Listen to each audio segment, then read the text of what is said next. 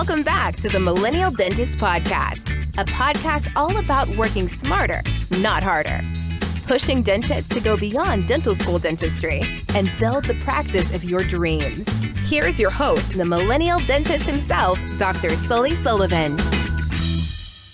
All right, everybody. Welcome back to the Millennial Dentist Podcast. New and improved, new and revamped. The jump from associateship to ownership. That's kind of the title today. And really what we're going to talk about, because I'm excited because I got Dr. J here, Dr. Jackson Hall, my current associate. Hello. Soon to be former associate, probably by the time this comes out. Jumping from associateship to ownership. So I'm excited for you to take this leap. Are you excited? Pretty excited. I mean, I'm bummed. I'm bummed because I have to replace you, which is always the blessing and the curse, I guess, of this whole thing. But I'm more excited for you. Yeah, I mean, it's a little nerve-wracking. I can't kick this cough. It's nerve-wracking. Yeah, a little nerve-wracking. You also realize, like, how much y'all did as owners versus, like, when you're an associate and you just got to do the dentistry. Now that you start seeing all the little things that you're just like, oh, I had no idea. So we're going to jump into this. And the things I want to talk about are, at what point did you know, hey, I think I want to do my own thing. I mean, you've kind of always known that. We'll talk about that a little bit. Then I want to talk about like the decision to do it, the process of finding somewhere, and and then I kind of want to touch base on like the big takeaways you take from us and the big fears that you have moving forward. And that'll kind of be what we want to do. Before we get started, though, I do want to remind everyone that May 4th and 5th in Nashville, Tennessee, we got the inaugural 3 Dentist Summit, which we're super pumped about. 6 speakers ranging in all types of practice growth topics. We've got a really cool special guest who's going to be kicking off and then emceeing throughout the 2 days.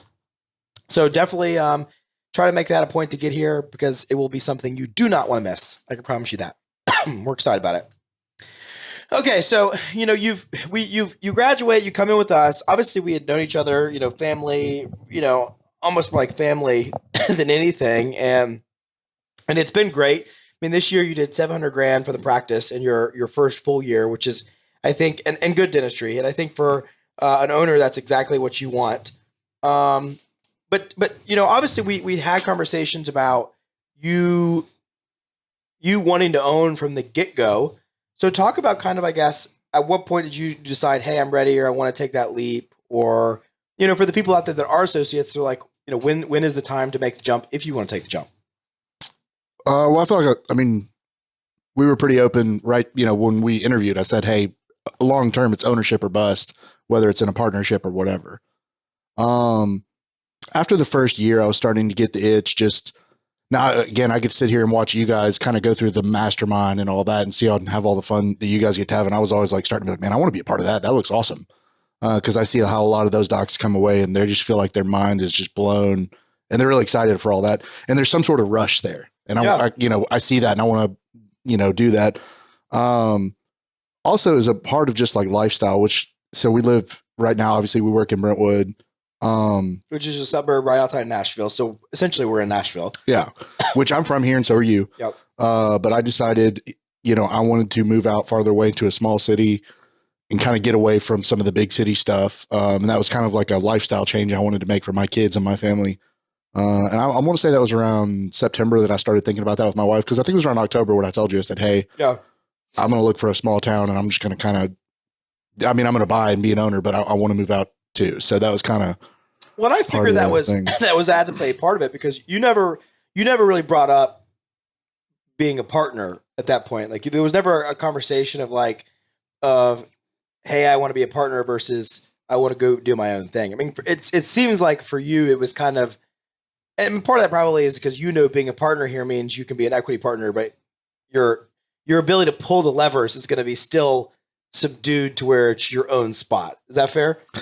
Yeah, I mean, I think, for one thing, obviously, like I'm not going to come in here where you've got all the experience and you've already built all this and try and change things. And I don't have the intention to do that actually. But part of it's like you've already built Camelot. So it's kind of like, well, like I want to go try and build that. Yeah. Like I didn't want to walk in and because then, forever and always, there would always be a part of me that say, could I have done You're it? kind of in the shadow. Yeah. And then the other part was a big part was, and this, like, I want to be out. I want to have land. I want to get away from it all. It's just the way I want to live. So I thought what, and again, from day one, we've had these conversations and I think it's good. It's a catch-22. And we had this conversation kind of off air a second ago, talking with, about one of my buddies, Will Jones, and his associate leaving, and just the catch-22 of like that openness and transparency of the reality of leaving, but not wanting to like, oh my gosh, I think I just died.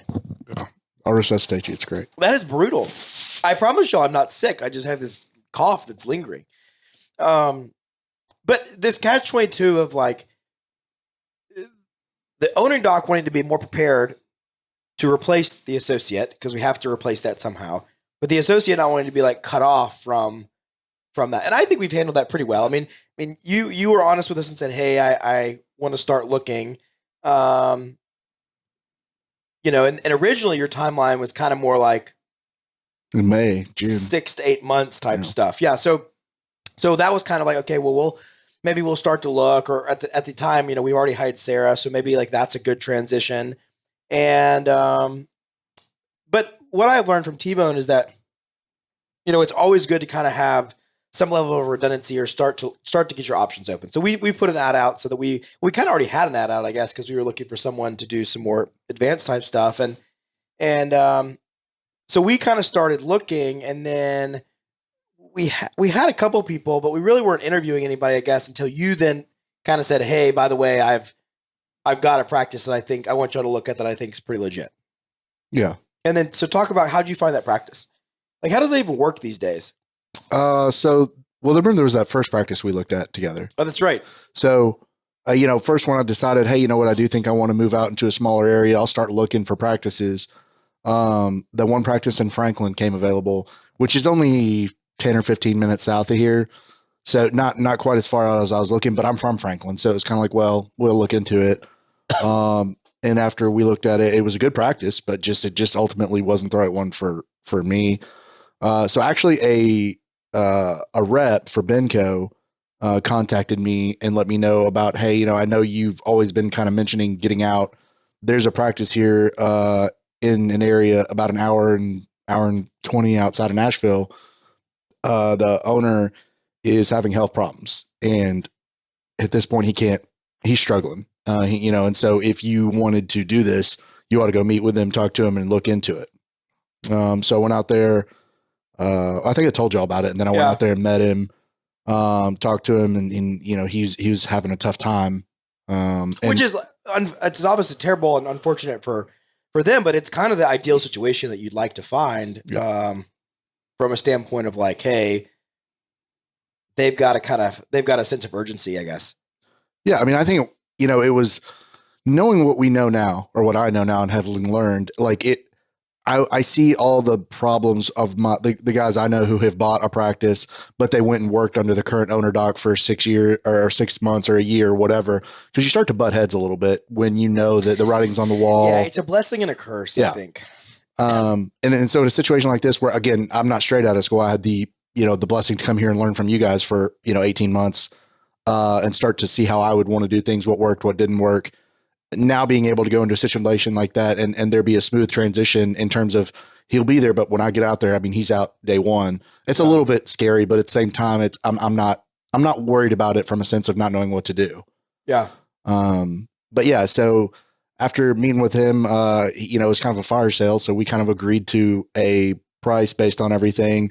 And we both agreed that, or he asked that it happen very soon. And I was kind of like, well, that's a lot sooner than my timetable. Yeah. That's where I came back to you guys, and you're like, well, hey, we've got this person we're going to interview. Let's interview her. Yeah. Because we had been, I would say, like, not sitting on our hands a little bit, but just like, we had some good candidates, but they didn't. It was kind of like, okay, well, let's just wait. And then it worked out. Obviously, once I was like, okay, well, that's a legitimate option. That there's the chance you're legitimately gone in January.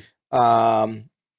We should interview her, and so we can talk more about that second. But yeah, so keep going. So you decide numbers are checking out. Things are looking good. How many ops? How many employees? 4 ops, currently down to 4 employees, 2 part-time hygienists, 1 assistant, and 1 front office manager.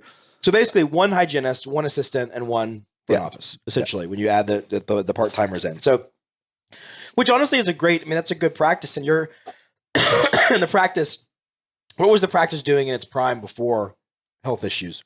So I'm going to say collections were around 850. So a good solid 1 doc practice, right where you want it to be from an old school standpoint. Yeah. And, so I think that's good. Cause the thing I worry about sometimes is, and what I'm excited about for you is it's harder for our generation to buy a practice that's not in its prime and see like the remodel work, like the DIY part of it.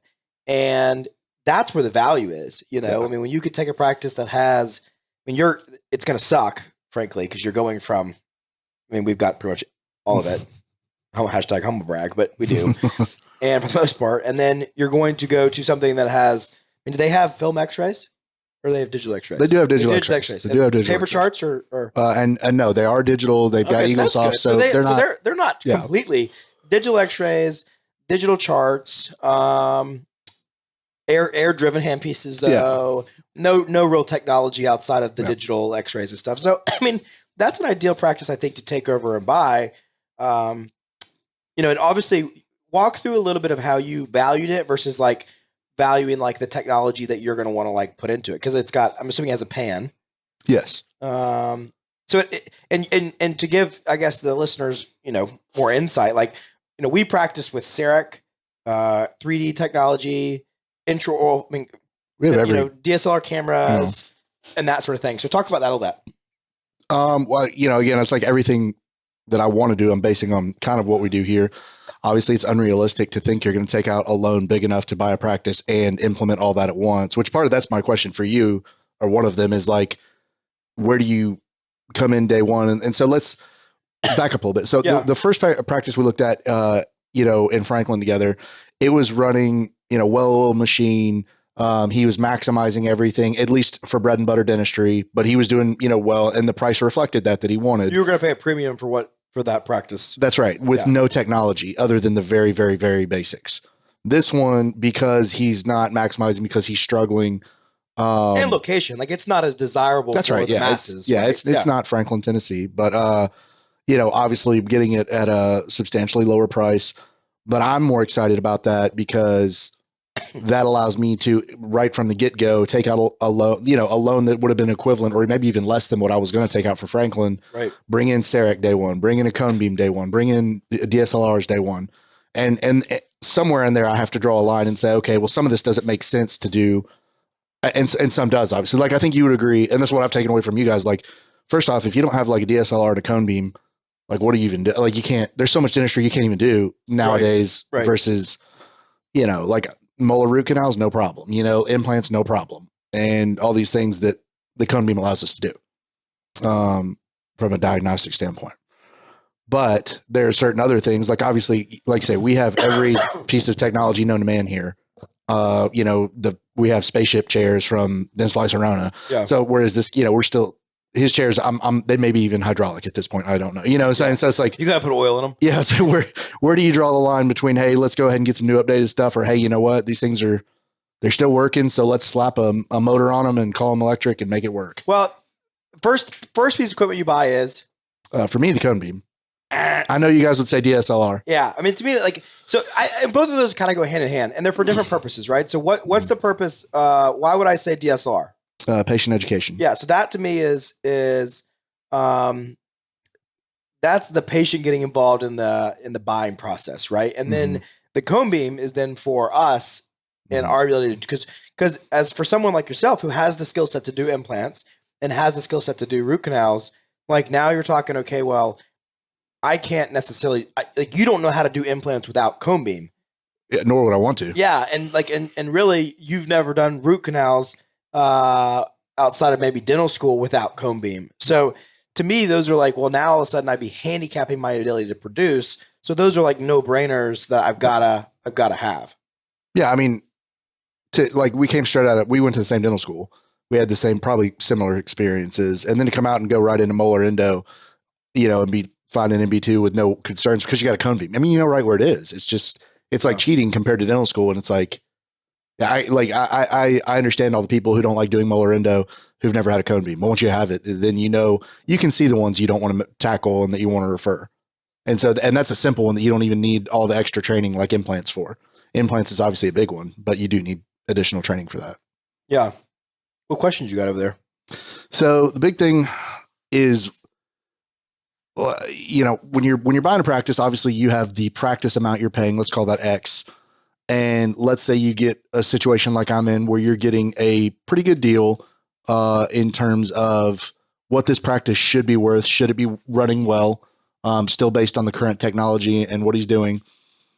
So obviously in my case, I'm going to take out additional money, but where to spend it first? That is to say, like, I don't want to take out $1 million on a practice that's probably only worth a couple $100,000. $200,000. Even though, I mean, I would like to build it to that point, but obviously, like I say, cone beam, and for me, CEREC, because at this point, I don't even want to do crowns if I don't have CEREC. Yeah, it's hard to go back. Yeah. Once you're there. Making temporaries just makes me quiver at this point. Or at least putting them on and then getting called in to put them back on. Yeah. So where do you spend the money early on, in terms of other than buying the practice? Like, so when you go to update, what's your other than DSLR? I mean, I think what we just touched on was obviously, I think, to me, a DSLR camera is number one. Because right then and there with that camera, I should be able to do more dentistry on the patients that I have that have been being done. Because these patients haven't seen all this stuff. And you're going into a practice that most likely has just giant patch, big MODBL amalgams for days. Yeah. And so when you can show patients what all is going on with recurrent decay and cracks and stuff like that, outside of a intraoral camera where they don't even know what they're looking at, then you're going to close more dentistry. So to me, that's an easy one. Cone beam, I think, is one.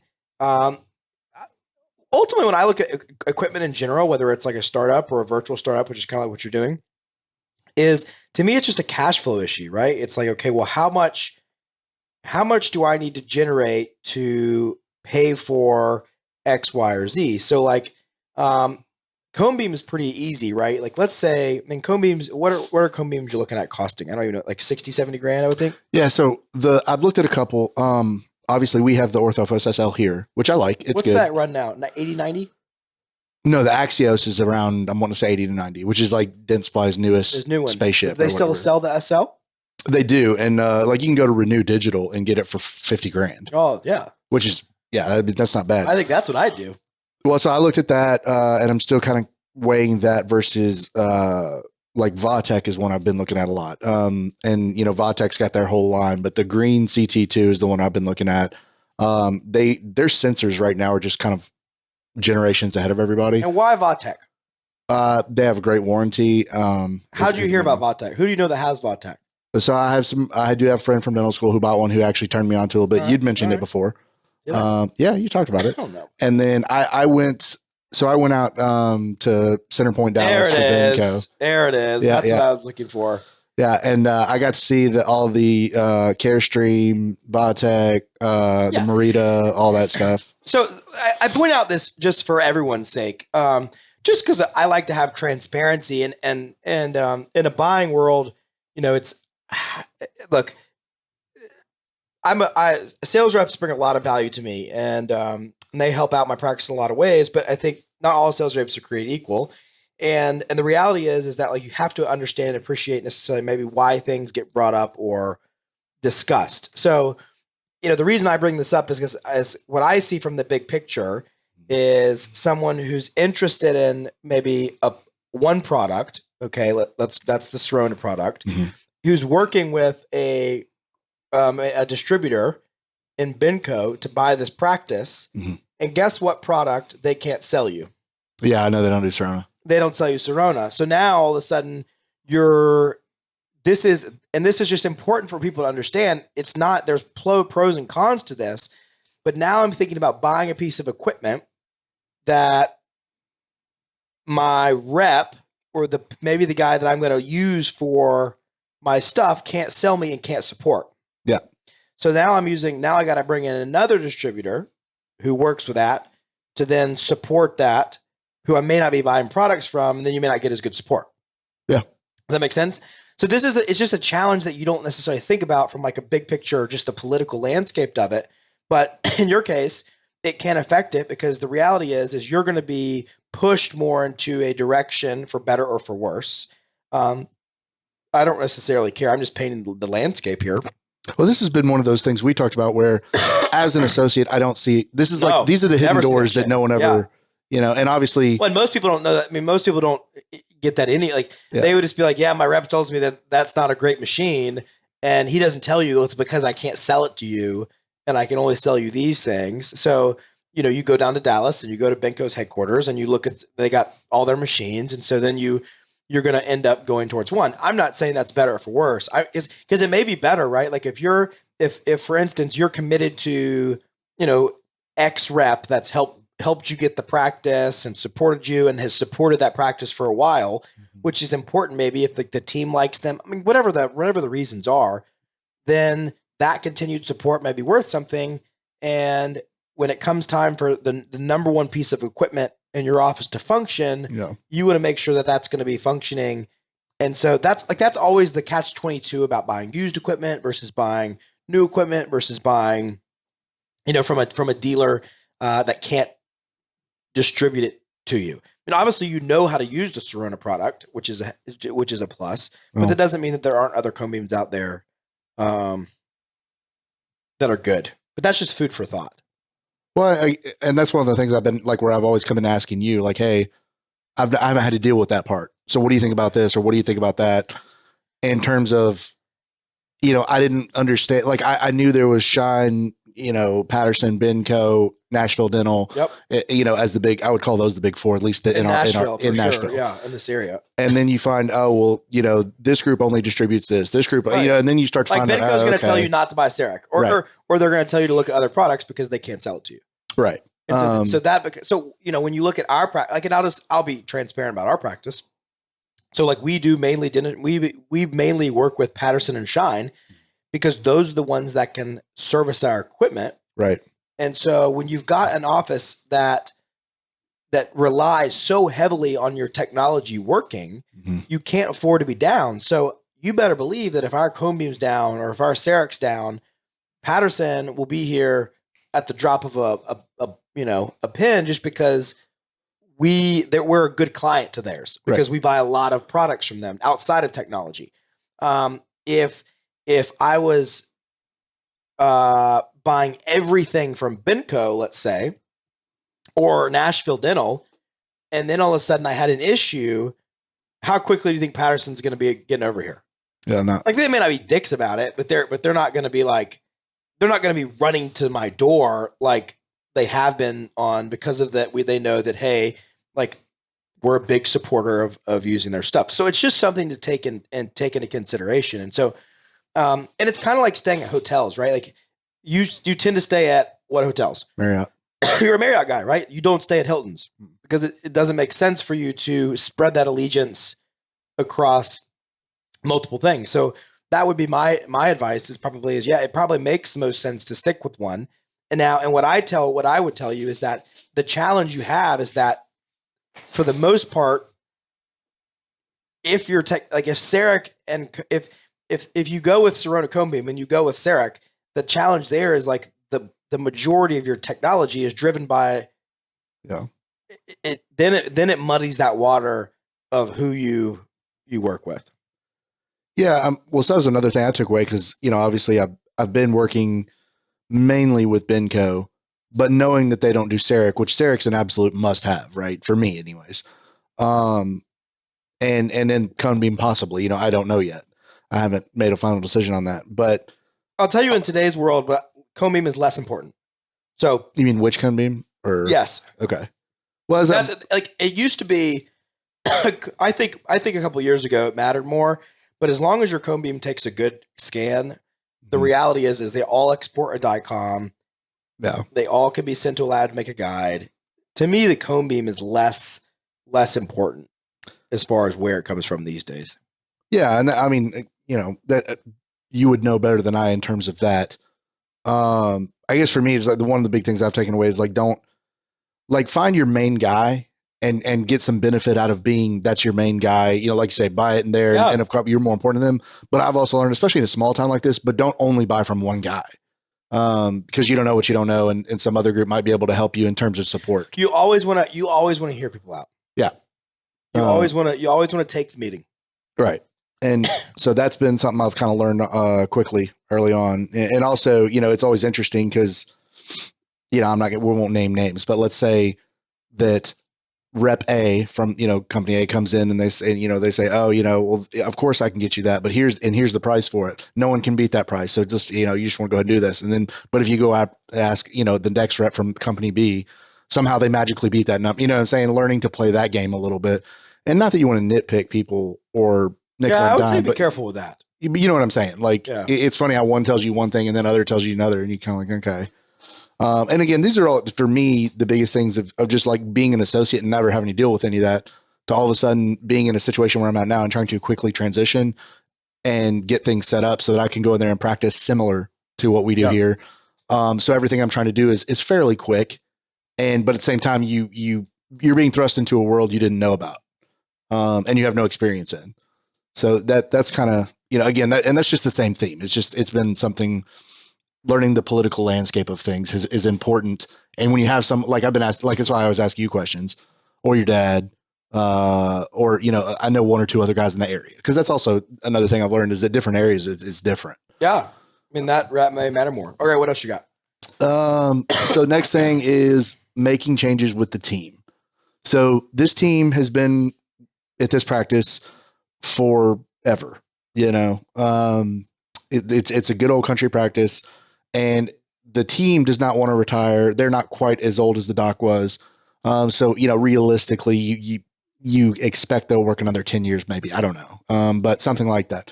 Obviously, the way it's been run out there versus what I would like to do are going to be different.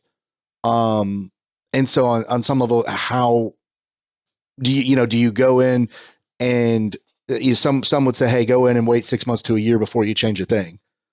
Others would say, yeah, I think that, keep going. Well, others would say, go in there and, make clear what you want to get to be and work with people, but kind of start moving it that way. Or some would say, just go in and do what you're going to do and make it happen, rip the Band-Aid off, and whatever happens there's going to be some fallout, but you deal with it and move on. Well, to me, it's just a calculated decision. So it's almost like a 30, 60, 90, 6 month, year kind of process. And that, like, the reality is that in practices like this, typically that your team you'll have no team members from this team in 24 months. I mean, there's a high likelihood of that, or maybe one, just based off how they've worked, what your expectations are going to be, what their expectations are going to be. Like I always say, there's a reason that new football coaches basically clean house and bring in their own people. Maybe now what you can't do, especially in a small town, I don't think, is you can't just go in there and clean house. I mean, there's a lot of patients that are loyal to those hygienists and those team members. So you want to maintain order for a while. But all that's just dependent on how successful you're being, how well cash flow is happening. Yeah. And how much that's being attributed to the team versus how well the new patients are taking to you, what their other options are. What happens more is you need to keep those key, that main hygienist, that main front office person. The assistant's probably maybe less important there. From that standpoint, unless they've been there maybe a really long time. But I think those are, I would tell you that I tend to maybe build around the team versus replacing the team. Mm-hmm. So meaning I'm going to hire new people, and then as those new people start to take on and do well, then I can let go people. Right. Well, I'm not going to swap people. Right. Well, and to be clear, for me, like, I don't want to lose a single member of the team. And I think you would agree with that. But are there going to be changes in terms of the way the practice is being run? Yes. And those changes, I would tell you that I would be upfront with, and just, but I would, you just have to, you've got to caution your change. I mean, there's change fatigue is real, meaning you will overwhelm your team members, relatively quickly. I mean, if you tell a hygienist like you want her to take new patient photos on every patient that comes in the door, that's going to be overwhelming. So you're gonna have to pick and choose. Yeah. How you do that, but I would be upfront with what your expectations are. Yeah. Well, another thing. So, like in his current situation, he's got 2 part-time hygienists and the 2 other people. So, in the short term, I've spoken with everybody, there, all the team members, and basically they know that the practice is not running well, but they've said normally we, in the past we've had 2 assistants, 2 front desk people, and 2 hygienists. Yeah, they may be excited to have new blood in there. Well, they would seem to, you never really know until you're in there. But like for me in the current scenario, the hygienists appear to be booked out several months already because again, they have a full book of patients. They just haven't had anybody to do the dentistry. So they've been referring out a lot. And so my first thought was, well, do I go in and try and hire another assistant early on so that we can operate 2 chairs, 1 chair being the main chair like we do here, and then a second chair where we can do emergencies, limiteds, and new patients off the street? Or do I go hire another hygienist? And since each of one of the other ones there now are only working part-time, bring in the new hygienist. So now I've got space to see new patients. I mean, look, when you're going to be going into a growth phase, and when you're in a growth phase, it's like what we would say when we coach people is you always want to be over-teamed by at least 1 team member. So when you're in growth phase, being over-teamed by at least 1 team member. So now ideally that's probably a assistant that could be kind of front office assistant, overload. And then hygienists can be built based off hygiene demand. So yeah, I mean, if those hygienists are booked out 6 months and they can't get new patients in, I mean, how important new patients are. Yeah. And so then you look at maybe hiring a part-time hygienist or another full-time hygienist. I mean, we would typically hire somebody and then say, hey, like you're a hygienist that I'm hiring, but some days you may be answering the phone up front or even sterilizing stuff for the doctor's chair or seating a doctor's patient just because we're trying to build the volume. Now we're still paying them as a hygienist. Yeah. So you're having to front it. So a lot of these questions, it's also difficult to answer without kind of understanding the financial flexibility that you have personally and knowing, okay, well, how long is, your wife planning on working? How long is, are you going to buy, what's that new house look like? What's your current cash flow to say, okay, well, can you afford to expedite growth? Yeah.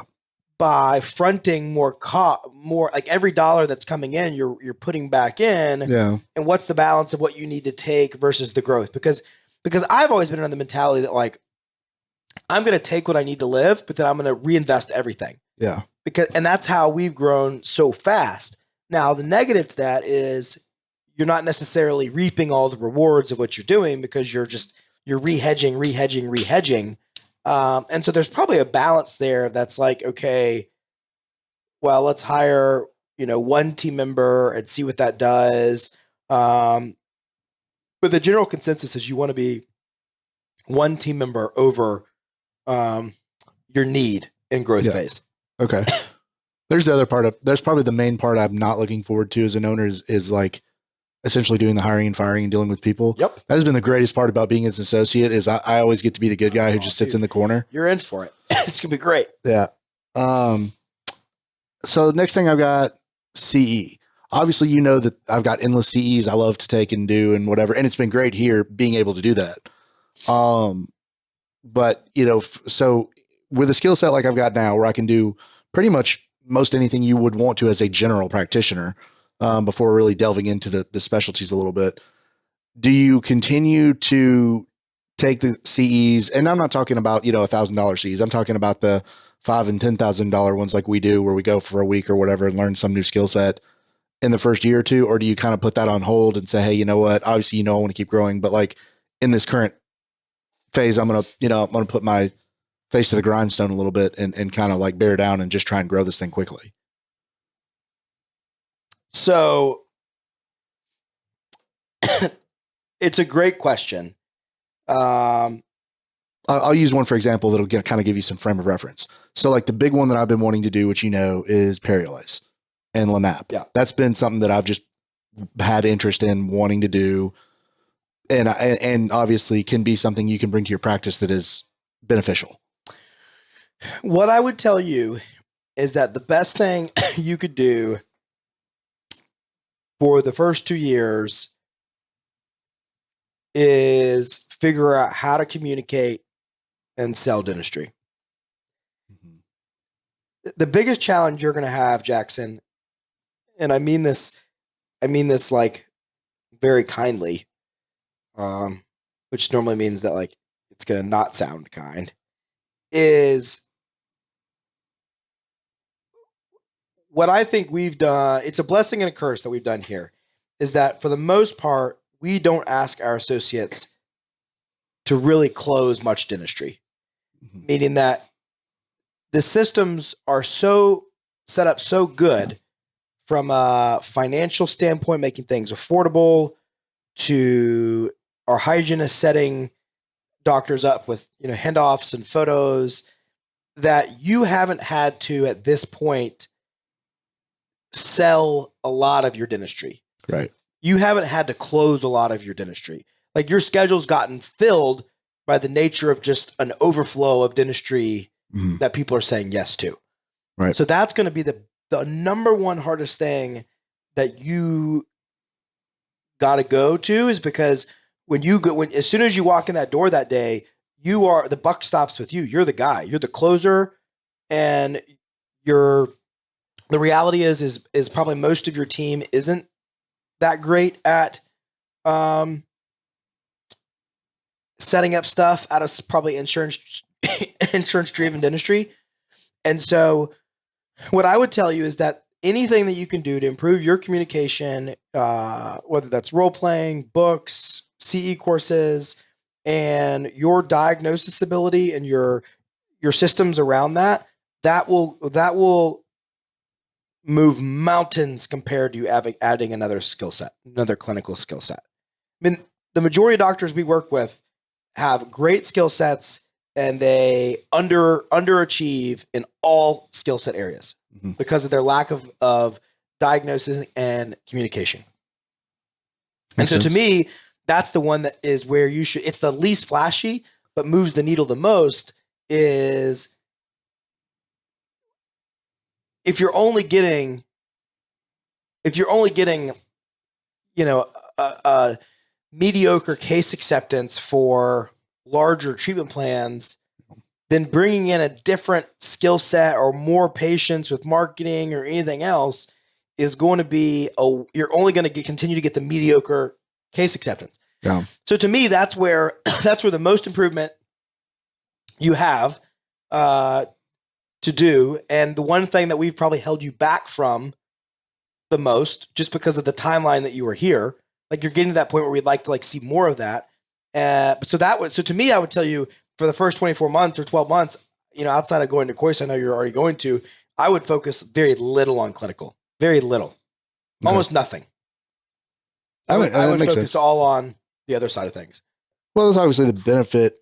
Like, I'm not worried about clinically just handling day-to-day dentistry just because of all the CEs and all the learning I've done here, which has obviously been, the greatest parts about having mentorship and an associate role. That's what I would tell anybody coming out of school. Go look for any associateship where you can have mentorship, because that's been great. That definitely helps with your confidence. Because obviously you guys the systems have sold the big cases. Yeah. And you're right. I haven't had to do any of that.